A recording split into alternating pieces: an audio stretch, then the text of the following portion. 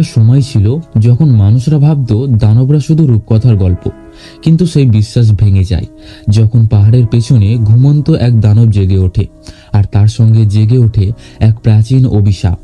এই গল্প শুধু রাজকুমারীর নয়, যে নিজের ভাগ্য থেকে পালানোর চেষ্টা করেছিল। এটা সেই যুবকের গল্প যে সাধারণ হয়েও দেখিয়েছিল কিছু অসাধারণ সাহসিকতা। তো চলো শুরু করি আজকের আমাদের গল্প। গল্প শুরু হয় একটা ঘন জঙ্গলের মধ্যে দিয়ে।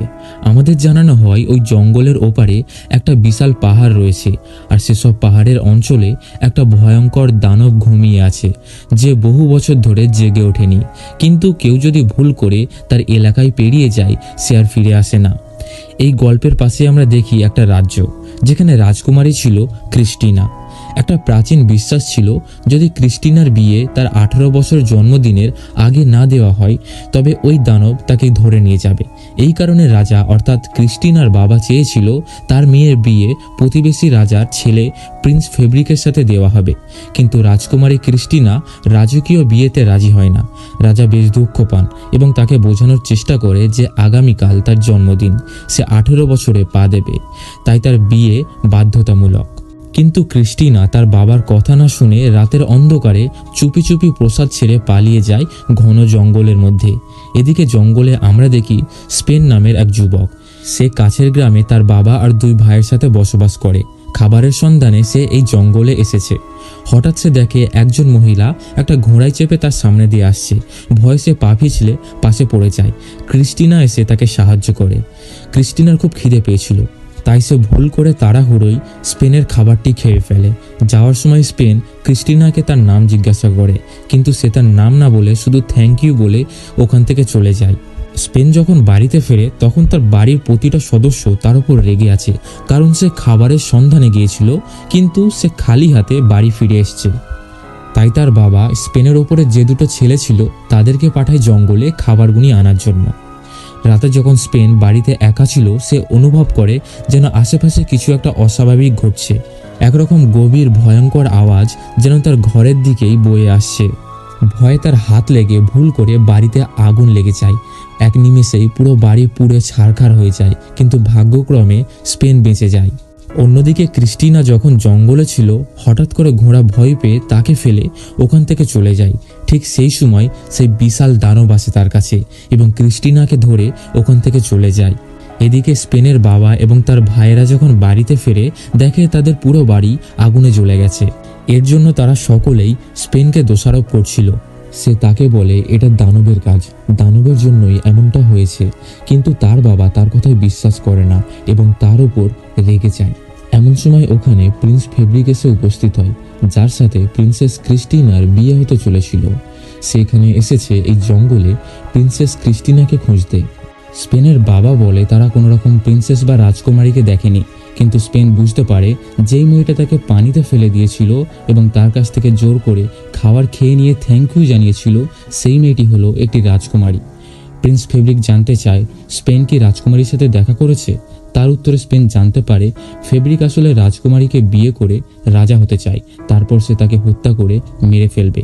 আর যারা তাকে রাজকুমারীকে খুঁজতে সাহায্য করবে, তাদেরকে সে একটা মোটা ধরনের পুরস্কারও দেবে।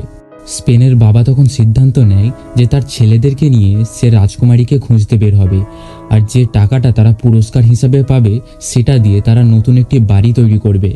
স্পেন খুব কষ্ট পায়, কারণ তার বাবা তাকে খুব খারাপ কথা বলে এবং তাকে ঘর ছেড়ে চলে যেতে বলে। তবুও সে সেই 2 ভাইয়ের সাথে বেরিয়ে পড়ে রাজকুমারীকে উদ্ধারের জন্য। এদিকে সেই বিশাল দানবটি রাজকুমারী ক্রিস্টিনাকে ধরে একটা গুহার ভেতরে নিয়ে এসেছে। স্পেন ও তার ভাইরা জঙ্গলে চলতে চলতে একটা ভাঙা আয়না পায়, যেটা স্পেন নিজের কাছে রেখে দেয়। হঠাৎ তারা সকলে একজন মেয়ের চিৎকার শুনতে পায়। স্পেন সাহায্যের জন্য সামনের দিকে এগিয়ে যায়। সে সামনে এগিয়ে গিয়ে দেখতে পায় এক বৃদ্ধ মহিলা, যার বিশাল লম্বা নাক একটা গাছের মধ্যে আটকে গেছে। স্পেন তার নাকটি ছাড়িয়ে দিতে সাহায্য করে। তারপর বৃদ্ধ মহিলাটি বলে, সত্যিই পুরনো গল্পগুলি সত্য হচ্ছে, এখন রাজকুমারী দানবের হাতে বন্দী। দানবকে হারাতে হলে একটা জাদুকরী তলোয়ারের প্রয়োজন। স্পেন জানতে চায় তলোয়ারটি কোথায় পাওয়া যাবে। বৃদ্ধ মহিলাটি বলে, জঙ্গলের মাঝখানে একটা পুকুর আছে, সেখানে সেই তলোয়ারটি লুকানো আছে। তিনি তাকে একটি মানচিত্রও দেন। স্পেন তলোয়ারটি খোঁজার জন্য প্রস্তুতি নেয়। অন্যদিকে তার ভাইয়েরা একটা ঝুড়ি ভর্তি সোনার আপেল দেখে লোভে পড়ে। তখন কিছু সুন্দরী মেয়ে এসে তাদের মিষ্টি কথায় ভুলিয়ে গুহার ভেতরে নিয়ে যায়। স্পেনও গুহার ভেতরে ঢুকে পড়ে। সেখানে সে দেখতে পায় তার ভাইয়েরা আপেল খাচ্ছে এবং সেই সুন্দরী মেয়েগুলি হাসছে এবং তাদের সাথে কথা বলছে।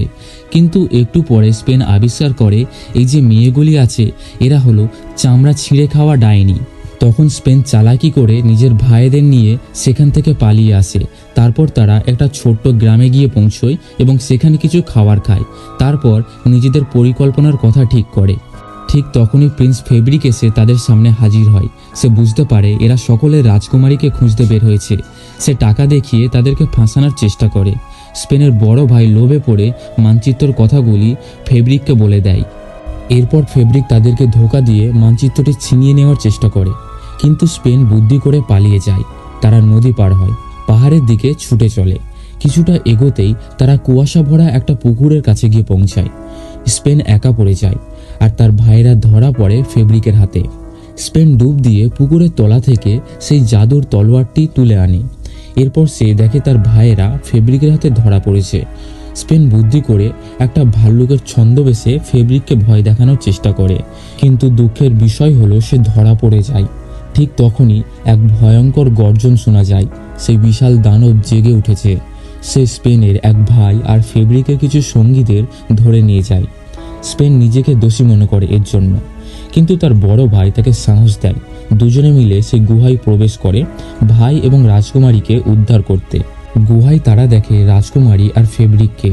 স্পেনের ভাই রাজকুমারীকে সত্যি কথা বলে দেয় যে ফেব্রিক শুধুমাত্র তাকে বিয়ে করছে রাজা হওয়ার জন্য, তারপর সে তাকে হত্যা করবে। তখন রাজকুমারী সত্যিকারের সাহস খুঁজে পায়। স্পেনের দল একসাথে গুহা থেকে বের হতে থাকে। রাক্ষস অর্থাৎ সেই দানবটি তাদেরকে তাড়া করে। পাহাড়ের চূড়ায় পৌঁছে স্পেন তলোয়ারটি দিয়ে সেই রাক্ষসের বিরুদ্ধে লড়াই করে, কিন্তু অনেকক্ষণ ওই দানবটির সাথে লড়াই করার পর ভুলবশত স্পেনের হাত থেকে সেই তলোয়ারটি পাহাড় থেকে নিচে পড়ে যায়।